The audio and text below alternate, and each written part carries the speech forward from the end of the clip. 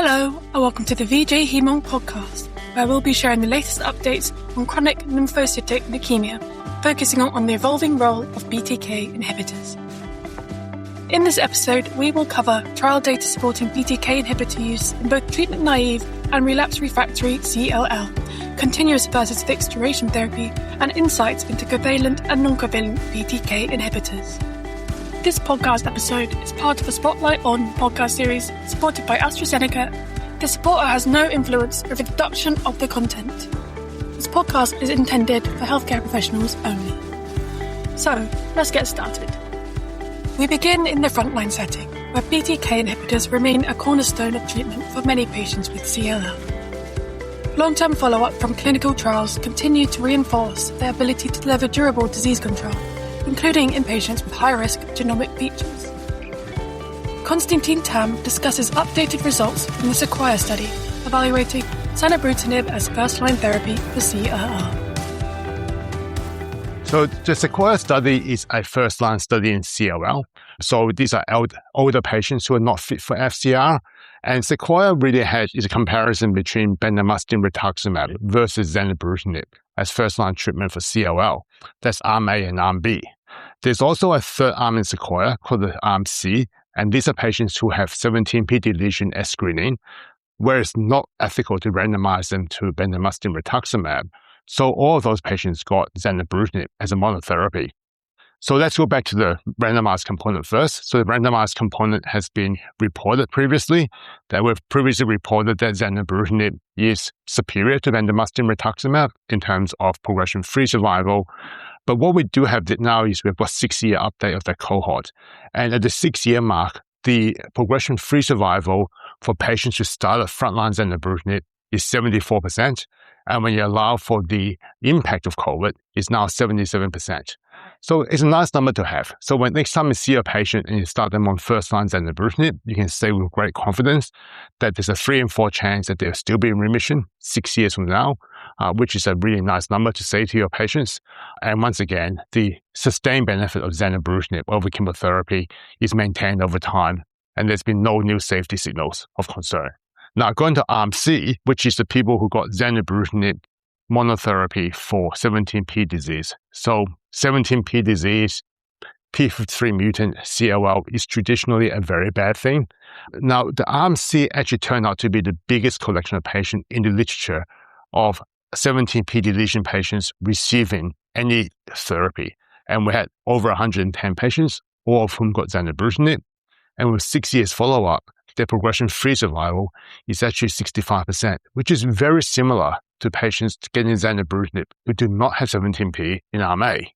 And what this says to us is that we now have great confidence in a large number of patients with prolonged follow-up, that if you start zanubrutinib for treatment of 17p disease, that you're going to do very well. You're going to have a projected progression-free survival in excess of 6 years, and your outcomes are actually not very different from those of patients who do not have 17p.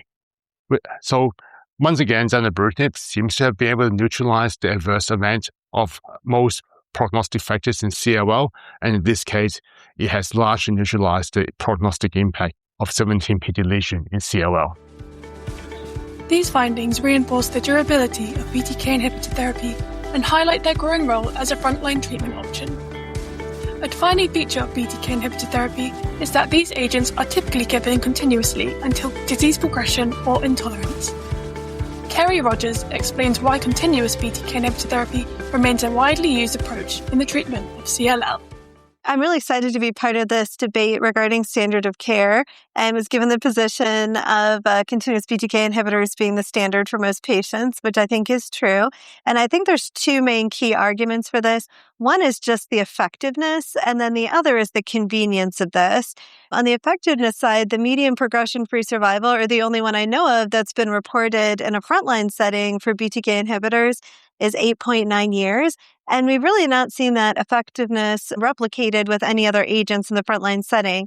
Granted, some of them don't really have a median progression-free survival yet, but when we see that the progression-free survival is as good, if not better, with newer covalent BTK inhibitors like Acala and zanubrutinib, I really think just that's a very strong argument to use these agents. Also, it mitigates the adverse biologic features of deletion 17p and TP53 mutation, as well as IGHV unmutated status in the frontline setting. So I think that's really important too, because in these higher risk subgroups, particularly the TP53 disrupted patients, this really is much more effective than other strategies. I think the other major argument is just the convenience of these drugs. And this is something that's extremely hard to capture in clinical trials. But when you look at what the treatment visits look like for a BTK inhibitor, these are pills people take at home. There's limited laboratory monitoring. Yes, people need to come to clinic to understand side effects they're having and that make sure it's working. But, it's very low burden compared to our fixed duration regimens, which currently use venetoclax, which requires a 5-week startup and monitoring scheme, which is burdensome for patients with at least 2 days in a row for 5 weeks for monitoring, and for actually physicians and treatment teams that have to look at the labs, make sure they have visits scheduled. And then if you do that with obinutuzumab, you're looking at 8 weeks of a lot of visits. And so just the convenience of a monotherapy too, like one drug, you've only got side effects from one drug. So I think something that's under-captured in clinical trials, but is a key driver of BTK inhibitors as a standard, is really the convenience factor. And with the newer drugs, acalabrutinib and zanubrutinib, the cardiovascular risks are lower. And we started to see some reported trial data with pirtobrutinib as a frontline, and that's even safer. So I do think that this is going to be continue to be a highly utilized treatment strategy as a standard. But as the treatment landscape evolves, an important question has emerged. Should patients remain on continuous therapy, or can some safely discontinue BTK inhibitors after a defined period? Romain Guiers discusses the STAIR trial, which evaluated the discontinuation of acalabrutinib in older, frail patients with CLL. I have presented the STAIR trial, addressing an important point. Over the past decade, the BTK inhibitors have been transformative for patients with CLL. However, the continuous administration of these molecules could be associated with accumulation of adverse events over time that can be particularly detrimental in elderly patients. So the STAIR trial has evaluated the discontinuation of acalabrutinib in frail patients. So our study has enrolled 160 patients, aged 70 years or older, and having comorbidities, defined as a CR score greater than 6 and impaired creatinine clearance. So all the patients received acalabrutinib 100 milligram twice daily for 18 months and were then randomized to either arm A, in which the treatment was continued, and arm B, in which the treatment was discontinued. The primary endpoint was the PFS. And the result of this primary endpoint is that when we stop acalabrutinib, we have a 1-year PFS rate of 53.1%, which fell below the pre-specified statistical assumption of the study that was 75%. So the study did not meet its primary endpoint, but that being said, there is 3 important findings. First, among the patients progressing after acalabrutinib discontinuation, 32.4% did not require a new line of therapy, with a 1-year time to next treatment to restart the treatment of 74%. In this trial, we restart the treatment with acalabrutinib in patients presenting a symptomatic relapse after an independent committee review. And in this patient, we have seen that the overall response rate was 87.5%, with only 1 patient progressing after acalabrutinib discontinuation. So we can successfully restart the treatment. And for patients with discontinuing acalabrutinib, we did not see impact on overall survival. And when checking among risk subgroups, we have seen that patients with mutated IGHV maintained favorable outcomes even after acalabrutinib discontinuation, which was not the case in patients with unmutated IGHV. So finally, there is no data supporting to stop the treatment after 18 months, but in some patients, this remains to be determined, patients with mutated IGHV, and we need a longer follow-up to determine if we have no negative impact on overall survival and if we can still restart the treatment successfully. These findings highlight the challenges of defining optimal treatment duration and suggests that careful patient selection may be important when considering treatment discontinuation. BTK inhibitors also remain a key option for patients with relapse or refractory disease. Konstantin Tam shares extended follow-up results from the Alpine study, comparing zanubrutinib with ibrutinib in patients with relapsed or refractory CLL. So the Alpine study is a study that randomized relapsed refractory patients with CLL to either ibrutinib or zanubrutinib. The study has previously been published. The headline results are that zanubrutinib is superior to ibrutinib in terms of progression-free survival and also had reduced toxicity and in particular a reduced risk of atrial fibrillation. Now, the Alpine study has finished, but we wanted to know what the long-term outcome of those patients on zanubrutinib are. So the abstract we're presenting are those patients who are enrolled in Alpine who then rolled over to a long-term extension study receiving zanubrutinib. And this allows us to tell you what the long-term progression-free survival of patients receiving zanubrutinib for relapsed refractory CLL is.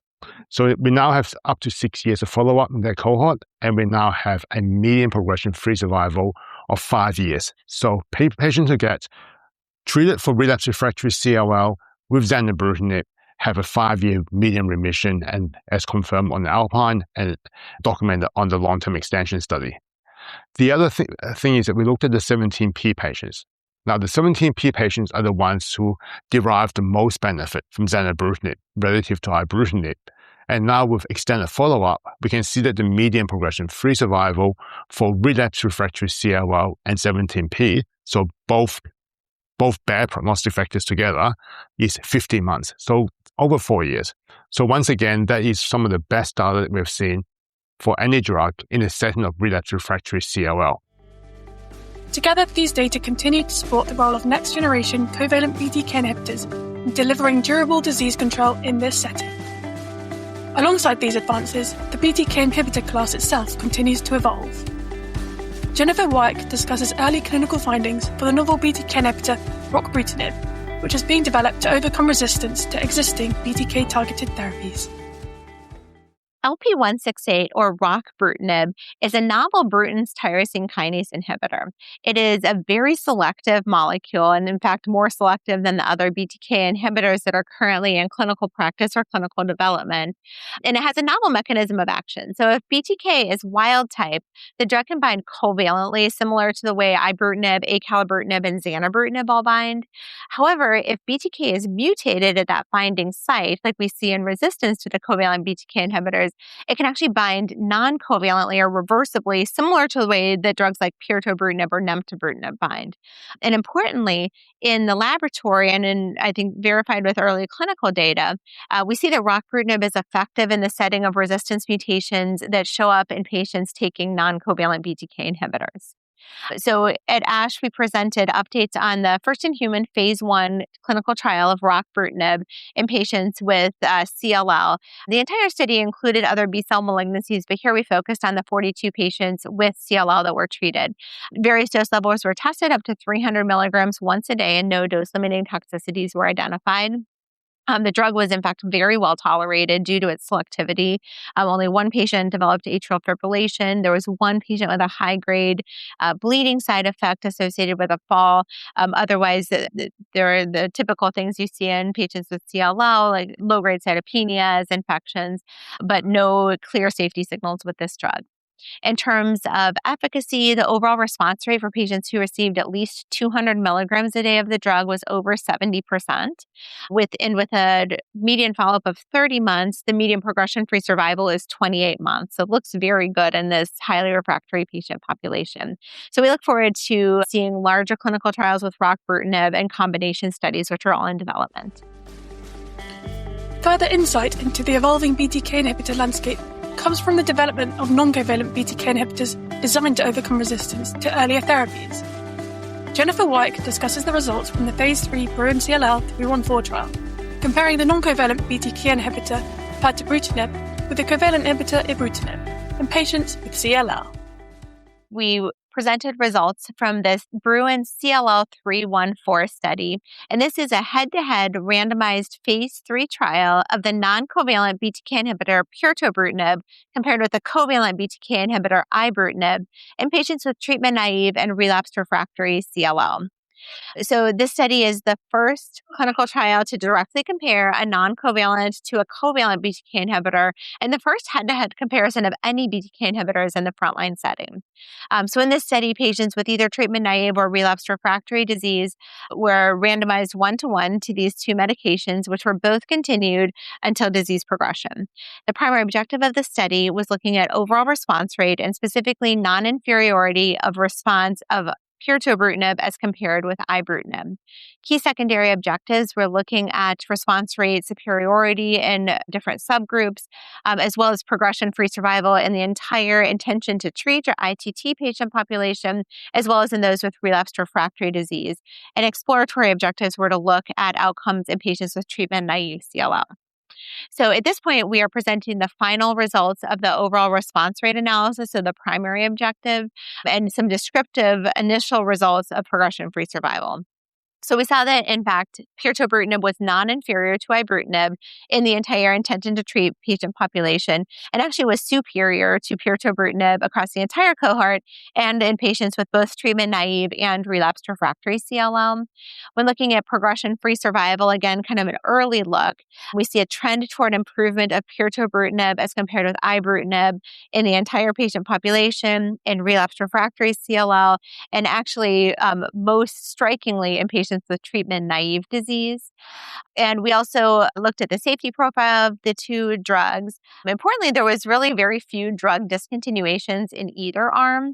The number of dose delays or dose reductions was significantly higher with ibrutinib as compared with pirtobrutinib, kind of underscoring the safety profile of pirtobrutinib, and especially when compared with the older BTK inhibitor ibrutinib. Specifically, cardiac toxicity, hypertension, and atrial fibrillation were much lower with pirtobrutinib as compared with ibrutinib. So overall, these data are showing us, again, response rate superiority and trend toward an improvement in progression-free survival for pirtobrutinib as compared with ibrutinib in all patients, in specifically both relapsed refractory and treatment-naive CLL. As non-covalent BTK inhibitors continue to be investigated, researchers are also exploring how these agents may be used across different stages of disease. Matthew Davids discusses emerging data evaluating pirtobrutinib in both relapsed and earlier treatment settings, and what these findings may mean for the future role of non-covalent BTK inhibitors in CLL. So the non-covalent BTK inhibitor pirtobrutinib is very active in that double refractory setting, but that has kind of spurred the development of earlier lines of therapy with pirtobrutinib. It can be used as a second-line setting, for example. It's approved in that setting now in the US for patients progressing on a frontline covalent BTK inhibitor. But recent data, phase 3 data, looked at pirtobrutinib as an initial therapy in the Bruin 313 and 314 trials, comparing it to bendamustine and rituximab in that first study, 313, and compared to ibrutinib directly in the 314 study. So I think the data sets are very intriguing. The response rates of pirtobrutinib as a frontline treatment are very high. But in CLL, with the long natural history, we need to see longer duration of follow-up, particularly around progression-free survival, to understand the potential benefits of non-covalent BTK inhibitors in that setting. And furthermore, we want to see that patients can then respond subsequently to covalent BTK inhibitors after non-covalent inhibitors. And so until we have that level of data, we probably won't be using the non-covalent inhibitors as frontline therapy, at least not broadly speaking. As BTK inhibitors are increasingly used across multiple lines of therapy, understanding mechanisms of resistance has become a key focus of research. Kerry Rogers explains how resistance mutations can emerge during treatment with covalent BTK inhibitors and how non-covalent BTK inhibitors are being developed to overcome these mechanisms. The BTK inhibitors are obviously an extremely widely utilized class of drugs, and the main way to give them as a monotherapy is to use them until the CLL progresses during treatment. I mean, some people stop due to intolerance or other reasons, but a lot of patients will expect their CLL to be resistant to a BTK inhibitor at the end of their treatment with it. And one of the major mechanisms of resistance in CLL is mutations in BTK, the drug's binding target, that make it so the drug doesn't bind as well. So the covalent BTK inhibitors, ibrutinib, zanubrutinib, and acalabrutinib, bind and permanently inhibit BTK, And some of these mutations change the binding to reversible and allow continual signaling, B-cell receptor signaling through BTK, which really means that the drugs don't work as well. The most common mutation with ibrutinib was the first one we really kind of did work on, and that's BTK C481S. However, there's a spectrum of other mutations that will inactivate the kinase region, which is really confusing why that still allows signaling, but it does. It might be a scaffolding function of BTK, or gatekeeper mutations like T474I, which mean that the drug really can't bind to the active pocket. So with each of the drugs, we've seen a slightly different spectrum of these mutations emerge. BTK C481S is very common with ibrutinib, but then you'll see these T474I mutations with acalabrutinib and actually different ones with zanubrutinib. So they do have overlapping mechanisms because all three of those drugs bind BTK at the same site, but you can see a slightly different mutational spectrum. That becomes really interesting when you think about the non-covalent BTK inhibitor pirtobrutinib, which was designed specifically to bind C481S mutated CLL, that you'll actually see emergence of some of these other mutations in pirtobrutinib resistance. I think it's really important to realize, though, that everyone taking pirtobrutinib that we have this resistance mutation data for had their CLL exposed to a covalent BTK inhibitor first. So they actually went into pirtobrutinib treatment with sometimes multiple different BTK mutations. And then you'll see the C481 ones decrease and other ones increase or new ones emerge. So you've got kind of this dynamic landscape of these mutations as the CLL cells try to, as I explained to patients, like outsmart the BTK inhibitors. So I think one way to overcome resistance to BTK inhibitors and not just covalent ones is to use these fixed duration combinations of a BTK inhibitor with venetoclax or potentially anything else. Of course, venetoclax has been the most studied now, but so sonrotoclax, other agents with a different mechanism. Because if, the covalent BTK inhibitors given as monotherapy are given for an extended period of time because they don't clear out residual disease and responses deepen out to 7 or more years. With these fixed duration regimens, you get a good reduction in disease, can stop them, and remissions are durable. And the data we have so far is that mutations associated with resistance are not seen at disease recurrence. So I really think this is a great way to limit resistance. Of course, the BTK inhibitor monotherapy is highly convenient and appropriate for a lot of patients, so this strategy might not be for everybody, but I do think that is an outstanding approach. I think we also have to see how these can be sequenced in populations of patients. There's a lot of things we don't know, like use of a covalent BTK inhibitor like acalabrutinib after pirtobrutinib, and hopefully that data will develop. You also, with the patient, could think about how many therapies they'd expect to have in their lifespan. I think that makes a difference as well. As the BTK inhibitor landscape continues to evolve, an important question is how covalent and non-covalent inhibitors may ultimately be used across different patient populations. Kerry Rogers shares her perspective on how these therapies may complement one another in clinical practice. I think we'll sort out which is best for each patient and circumstance. Non-covalent BTK inhibitors include pirtobrutinib and drugs like nemtabrutinib that have different selectivity and probably will be ultimately different or used in different patient populations. So I think the question is less like, will non-covalent just wholesale replace covalent BTK inhibitors? I don't think that's going to happen. But I think we will learn more uses for non-covalent BTK inhibitors, especially pirtobrutinib that now has frontline data. But you have to think about who's the patient. Is the selectivity really important? Also, when we know that pirtobrutinib can result in mutations in BTK that make the covalent BTK inhibitors ineffective, and we don't know yet what it looks like to try to use a covalent BTK inhibitor after pirtobrutinib. I think as we get that data, we'll figure out more about this. But when you have someone that's young and you're looking at decades of lifespan, you might not want to do something like pirtobrutinib first because we know that works in resistance.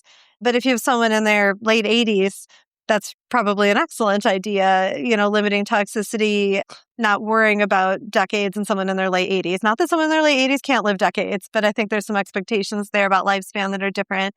So I think it's less replacement covalent BTK inhibitors and more just seeing how this plays out for individual patient populations.